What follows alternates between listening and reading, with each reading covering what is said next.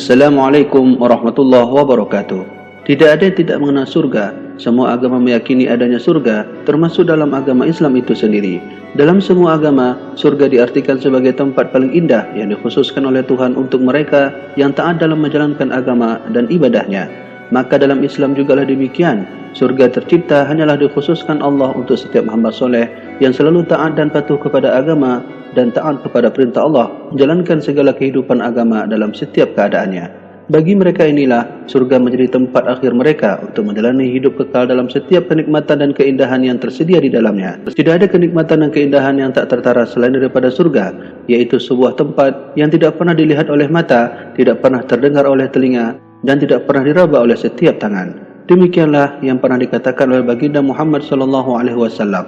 Beliau bersabda dalam hadis qudsinya, Allah Subhanahu wa taala berfirman, Aku telah menyediakan bagi hamba-hambaku yang soleh kenikmatan yang belum pernah mata melihatnya, belum pernah telinga mendengarnya, dan belum pernah pula terbetik dalam kalbu manusia. Kesimpulannya, surga adalah tempat dan indah yang tak tertara. Seluruh kenikmatan dan semua keindahan tercipta khusus bagi mereka yang mau menjalankan tuntunan agamanya dalam setiap waktu. Namun, pernahkah Anda tahu tercipta dari bahan apakah surga itu? Kemudian terbuat dari unsur apakah bahan bakunya? Dan apakah setiap tingkatan surga yang dijelaskan oleh Nabi Muhammad SAW memiliki unsur pembuat yang sama? Atau mungkin berbeda? Untuk menjawab pertanyaan ini, simak penjelasannya.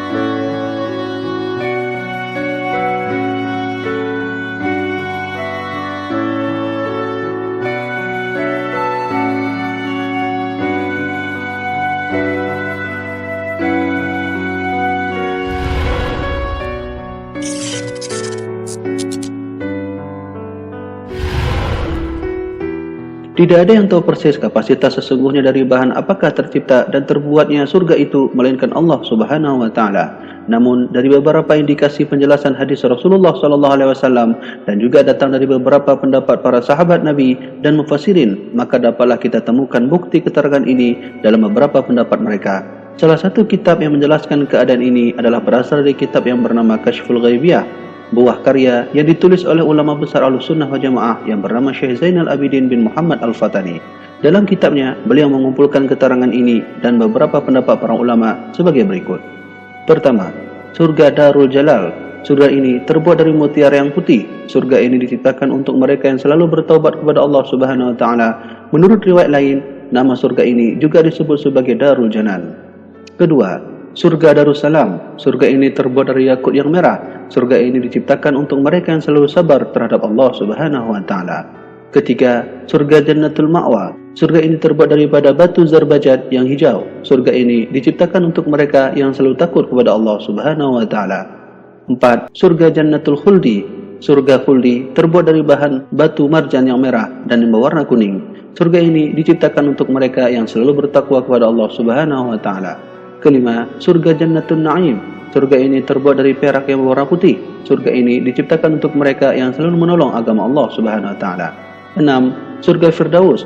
Surga ini diciptakan Allah Subhanahu wa taala daripada emas yang berwarna merah. Surga ini diciptakan untuk mereka yang selalu ridha terhadap ketentuan Allah Subhanahu wa taala. 7. Surga Darul Qarar. Surga ini diciptakan dari bahan kasturi yang sangat harum. Surga ini diciptakan untuk mereka yang selalu menolong agama Allah Subhanahu wa taala. 8. Surga Adenin. Surga ini terbuat dari mutiara yang putih. Surga ini diciptakan untuk mereka yang mencintai Allah Subhanahu wa taala.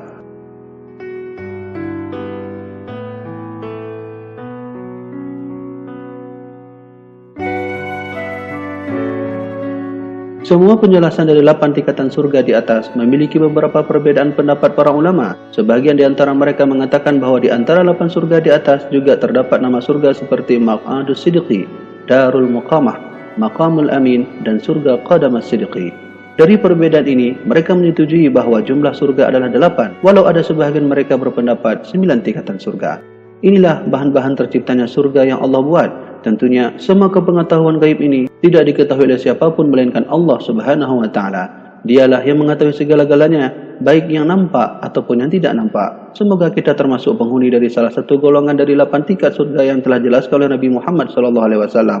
Dan semoga video ini bermanfaat. Wallahu a'lam bishawab. Wassalamualaikum warahmatullahi wabarakatuh.